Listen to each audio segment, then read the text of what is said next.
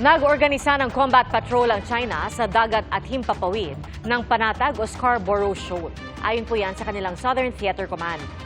Binuntutan din ng China Coast Guard ang barko ng BFAR sa pagpapatrolya nito sa West Philippine Sea.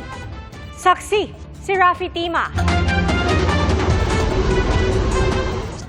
Mula Escoda Shoal hanggang sa Lawak at Patag Islands, hanggang sa Aroco Reef at sa Recto Bank kung saan namigay ng krudo ang BFAR sa mga mangingisdang Pinoy, sinundan ng China Coast Guard 21551 ang BRP Dato pagbuwaya ng BFAR. Lumapit pa ng ilang daang metro ang CCG vessel sa barko ng Pilipinas para malapit ang kunan ng video at litrato ang barko ng Pilipinas. Hanggang sa pag-alis ng barko ng BFAR, sumunod pa rin ang CCG ship kahit pabalik na ito sa direksyon ng Bataan kung saan ito nakabase. Magdamag binuntutan ang BRP Dato pagbuwaya, kaya nag-issue na ng radio challenge sa dayuhang barko. In accordance with the international and Philippine national laws, you are within the Philippine EEZ and Philippine mainland. You are conducting illegal activity under Philippine laws. Lahat ng mga nabanggit na lugar nasa exclusive economic zone ng Pilipinas. Maliit man itong Patag, isa sa pinakamaliit na isla na inuukupan ng Pilipinas dito sa West Philippine Sea.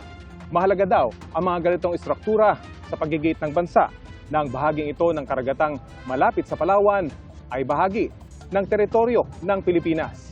Ayon naman sa Southern Theater Command ng People's Liberation Army ng China, nag-organisa sila ng combat patrol sa dagat at himpapawid ng Scarborough o Panatag Shoal na nasa loob din ng EEZ ng Pilipinas. Susubukan daw ang kakayahan ng mga tropa ng China sa reconnaissance, rapid deployment at joint strikes. Binabantayan din daw ng China ang lahat ng foreign military activity na gagawa ng gulo o tensyon sa rehiyon. Walang tinukoy na bansa ang China.